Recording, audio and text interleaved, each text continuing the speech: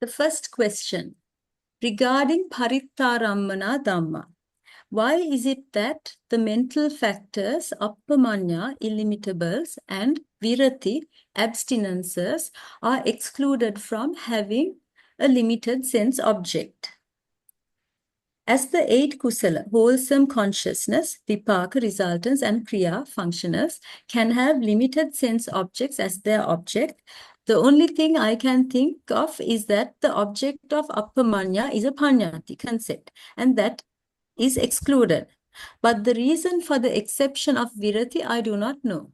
Are these also concepts? Right. So to understand first we need to understand about virati and Appamaññā before we go into the answer to that question. So first we will look at the akusala kammapatha, or the tenfold causes of action, the unwholesome causes of action, along with their objects, their sense objects, or their ārammana. So the first three, pāṇatti adinnādānaṁ micchāchāro. Pāṇatti refers to killing, and then adinnādānaṁ is theft, micchāchāro is wrong conduct. These three are miccha kammanta. So abstaining from these would be samma kammanta. Now first, when we look at killing, pāṇatti, the object will always be life faculty, jivitindriya, which is a saṅkhārammana. Now another thing I want to mention here, we have color coded the ārammana. In blue are saṅkhāra ārammana, which means conditioned things. Sattā-rammana refers to living beings, and these are what we call paññatti, or concepts. So everything red are concepts, and everything in blue are conditioned things. So pāṇatti will always have a conditioned thing as its object, which is jivitindriya. Theft or adinnādānaṁ can have either sattā-rammana or saṅkhārammana. So it can be either a conditioned thing or a living being. Similarly, wrong conduct, micchāchāro, can have saṅkhārammana, that is touch, and some teachers also say that it can also be a living being. So here there is a bit of a conflict as to whether it's purely saṅkhārammana, because some teachers say that concepts or living beings are also considered here as an object. So likewise, when it comes to musāvāda, pisunāvāca, parusāvāca, sampappalāpa, we get sattā-rammana for all of these. And when it comes to parusāvāca, it is only sattā-rammana, and it's not saṅkhārammana. So here you can see there is a combination or a mixture of conditioned things and paññatti, concepts, becoming the object for these causes of action. What are virati, abstinences? Virati refers to samma vāca, right speech, samma kammantu, right action, and samma ajivo, right livelihood. First, let's look at samma kammantu, right action. Now, we mentioned 3 miccha kammantu. Those are pāṇatti, killing, adinnādānaṁ, theft or stealing, and kāmesu micchāchāro, sexual misconduct. So abstaining from these 3 unwholesome bodily actions is what is defined as samma kammantu, or right action. What is samma vāca, right speech? We know that there are 4 miccha vāca.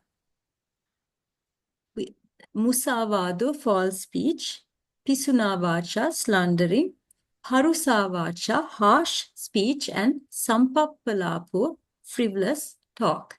And abstaining from these 4 unwholesome verbal actions is what is defined as samma vāca, right speech. Now we come to samma ajiva, right? Livelihood. Now, samma ajiva is twofold. One is a mundane samma ajiva, the other is a supramundane samma ajiva. So here it is mentioned as sāsavo puññabhāgyo upadi vepakko, the right livelihood that is influenced by dormant impurities and siding with merit, resulting in acquisition. So the mundane form of samma ajiva is defined in this way. And then we get the ariyo, anasavo, lokuttaro, maggango. The right livelihood that is noble, free from impurities, supramundane, and a factor of the path. Now here, the samma ajiva that we are referring to in this triplet under parittārammaṇā dhammā is the sāsavo samma ajiva. So what is sāsavo samma ajiva? Micchā jīvam pahāya samma jīvena jīvikam kappeti. Having abandoned wrong livelihood, he makes right livelihood his way of living. Now let's look at samma ajiva, or right livelihood, the mundane samma ajiva. Now here again, this mundane samma ajiva is also defined in two different ways. Now let's look at the first way. Micchā ajivo, wrong livelihood. Kuhana, deceit or scheming. Lapana, flattering, talking. Nemittikata, hinting. Nippesikata, belittling. And labena labang, sanata, pursuing gain with gain. Now these five applies to everyone, but it's specially applicable to monastics in reference to unwholesome ways of seeking requisites and material profits.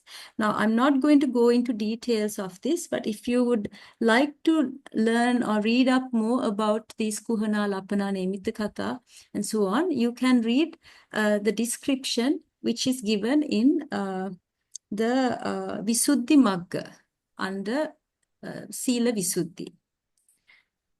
Now here we have another five, and these are applicable to lay people. So there are five kinds of wrong livelihood which are specified, and you can find them in the Vanijja Suttam from the Anguttara Nikaya.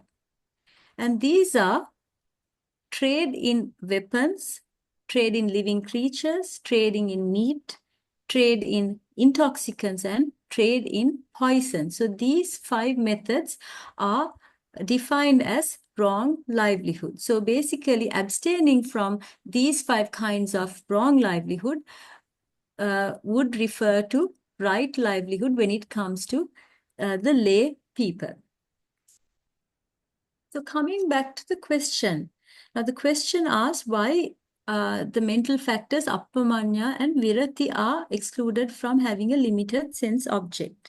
Now, when it comes to Appamaññā, it is obvious because Appamaññā, the sense object or the ārammana for Appamaññā is a concept. It's a paññatti.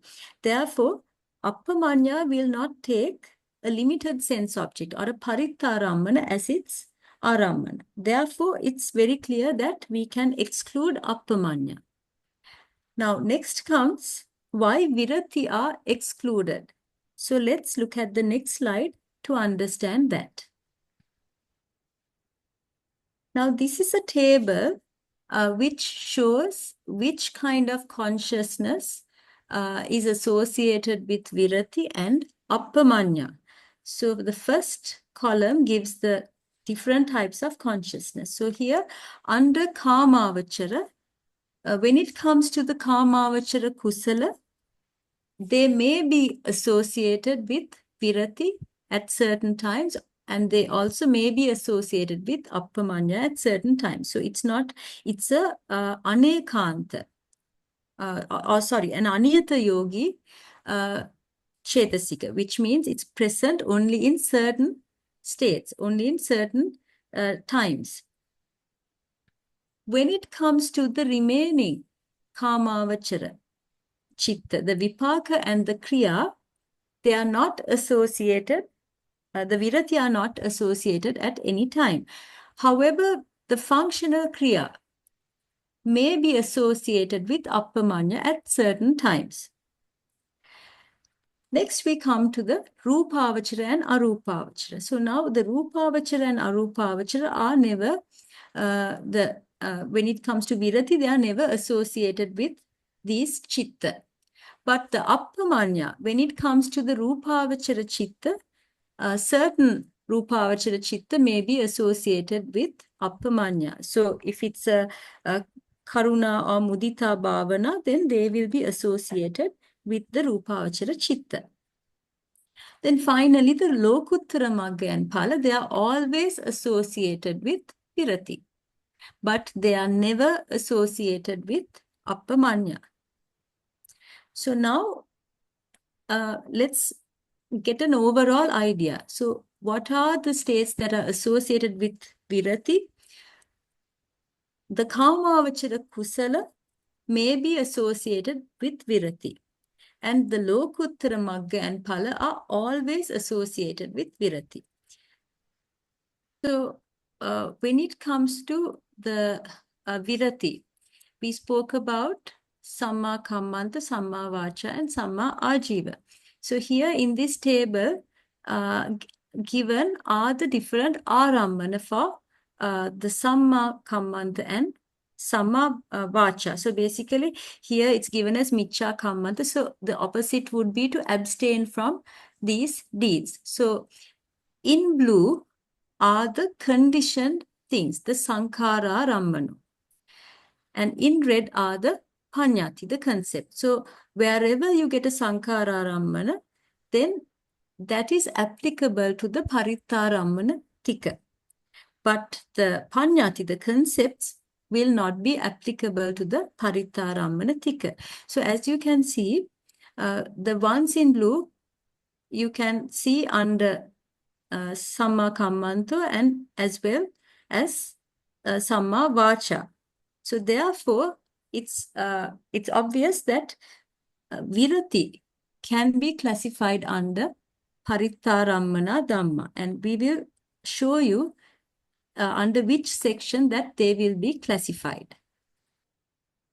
So this is the summary table of parittārammaṇā dhammā, and under the ekanta parittārammaṇā dhammā, what is classified are mainly the Vipāka.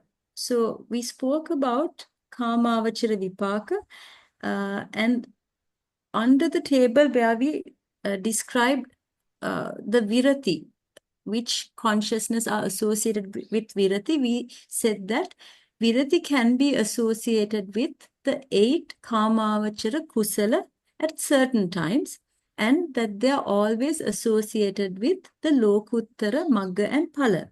However, when it comes to the kamavachara Vipāka and the kamavachara kriyā, they are never associated with virati. So under the first column, there are no kamavachara kusala. There are only kamavachara Vipāka and 2 kamavachara kriyā, the panchadvara vajana and the hasituppada. Therefore, the virati are not associated with any of these chaitasika, any of these chetasika. That's why we have excluded the 3 virati from this group of chetasika. Now next we will look at the anekanta parittārammaṇā dhammā, the second column. Here we can see that there are 8 kusala. Now earlier we mentioned that the 8 kusala may be associated with the 3 virati. Therefore, the 3 virati can be taken as a mental factor associated with the 8 kusala. And as we mentioned before, the virati may take a parittārammaṇā as its mental object. So therefore, virati is not excluded from these, the group of cetasika. And when it comes to the 8 kriyā, we said that the virati are not associated with the 8 kriyā. So the virati are not applicable to the 8 kriyā, but is applicable only to the 8 kusala. So in summary, the answer would be, we are not excluding the virati from the entire parittārammaṇā dhammā. We are excluding it only from the first group, the ekānta parittārammaṇā dhammā, because there we find only the Vipāka and the kriyā. Whereas under the anekānta parittārammaṇā dhammā, the 8 kusala are classified, and here the kusala may be associated with virati. Therefore, we are not excluding virati from this part of the cetasika. We now come to question 2. Regarding Mahaggatārammaṇā dhammā, states that have sublime sense objects, how do we come to 37 consciousness? So in this table, under the 4 khandha, we have given 37 consciousness as viññāna khandha. And the question is how we arrive at 37 consciousness. Now this is the slide which shows the Mahaggatārammaṇā dhammā, the states that have sublime sense objects. And here under ekānta Mahaggatārammaṇā dhammā, we have viññānañcāyataṇā and neva saññā nasaññāyataṇā. Now remember, when we are saying viññānañcāyataṇā, we are referring to all 3, kusala, vipāka and kriyā. So therefore, we have to take the number of consciousness as 3. And it is the same when it comes to neva saññā nasaññāyataṇā. Again, we are referring to the 3 chitta, the kusala, vipāka and the kriyā chitta. And then under the anekānta Mahaggatārammaṇā dhammā, there are 28 kama javana, and we also have classified 2 chitta under abhiññā, the 5th jhana kusala and the 5th jhana kriyā chitta. So when we add all of these together, 3 plus 3 plus 28 plus 2 plus 1, we get a total of 37 chitta. Now coming to question 3. Regarding Appamāṇārammaṇā dhammā, states that have immeasurable sense objects, how do we get 11 consciousness classified under dukkha sacca? Now this is the summary table of Appamāṇārammaṇā dhammā, states that have immeasurable sense objects, and here the 11 chitta that we mentioned under dukkha sacca are the mundane chitta. So the ekānta Appamāṇārammaṇā dhammā are not considered there because they are supramundane. So we are looking at only the mundane dhamma, which are the anekānta Appamāṇārammaṇā dhammā. So here we get 8 chitta, 8 jnana sampayita kusala and kriyā, and we get 2 chitta falling under abhiññā, the 5th jhana kusala and kriyā, as well as the manodvara vajjana. So altogether we get 8 plus 2 plus 1, 11 chitta. So with that, we come to the end of the questions that we received via email. So if I may ask all of you a question, what did you think about that session where we tried to mentally work out the khandha, ayatana, dhatu and arya sacca? Did you find it difficult, challenging, or was it easy? Okay, we have a response in the chat. It is a good exercise, teacher. And in Chinese? No problem. Okay. Okay, and I find it very challenging. Okay, so yes, it could be challenging. So as an exercise, what I would recommend you to do is take an easy term. Say, For example, you can take kusala dhamma, and without looking at the books, try to think what falls under kusala dhamma. So under kusala dhamma, we get chatusu bhumisu kusala, which means the kusal belonging to all 4 planes. So there we get the 8 kamavachara, we get 5 rupavachara, 4 arupavachara, and 4 lokuttara. And the total number of kusala chitta are 21. Together with these kusala chitta, we get 38 chetasika. So now the summary is, we have 21 chitta, kusala chitta, and 38 chetasika. Now we keep that in mind, and now we will think about the kanda. Is there rupa kanda? No, we have only chitta and chetasika. Then is there vedana kanda? Yes, vedana chetasika is found within that 38 chetasika. Is there sanya chetasika? Yes, again inside the 38 chetasika, sanya is there. So we get sanya kanda also. Now the remaining 36 chetasika will fall under sankhara kanda. And finally, the 21 kusala chitta will be classified under vijnana kanda. So altogether, we have 4 kanda. Except for rupa kanda, we have the other 4 mental aggregates. So now the next exercise will be to classify these 21 kusala chitta and the 38 chetasika under ayatana. So we know there are 12 ayatana, and the first 10 are all rupa ayatana. And here we don't have any rupa. So we must think only about the last 2 ayatana, which are manayatana and dhammayatana. So under manayatana, we get only chitta. So all the 21 kusala chitta will fall under manayatana. And then the 38 chetasika will fall under dhammayatana. So we get only 2 ayatana. In the same way, we get 2 dhatu. We get mano vijnana dhatu, that's the 21 chitta, and dhamma dhatu, the 38 chetasika.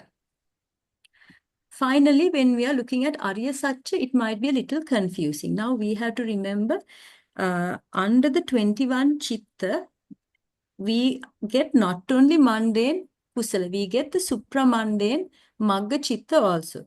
So when it comes to the Arya Sacca, we will get 2 Arya Sacca. We get dukkha Arya Sacca, and under dukkha Arya Sacca, we will classify the mundane kusala. So total we have 21 kusala chitta. We have to deduct the 4 lokuttara kusala. So that means 21 minus 4, 17. 17 mundane chitta and 38 chetasika are classified under dukkha sacca.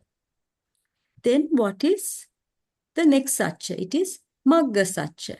The 8 or 7 path constituents will be classified here under magga sacca, and everything remaining, which are the 4 magga chitta and the remaining 28 chetasika, will be outside the scope of the noble truths.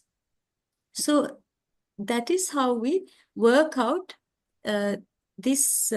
do this exercise mentally. So the more you do it, the more easier it's going to get. So whenever you're not doing anything, or even while you're cooking or doing any activity, you can just take one term, think of the analytical states, and then break them down into kanda, ayatana, dhatu, and Arya Sacca. So the whole intention of doing this exercise is to make your mind sharper and faster. So when you encounter the more complex more complex teachings in the Patthana Prakarana, or even in the Dhatu Katha, the Dhatu Katha Prakarana, it will be very easy for you to grasp the concepts.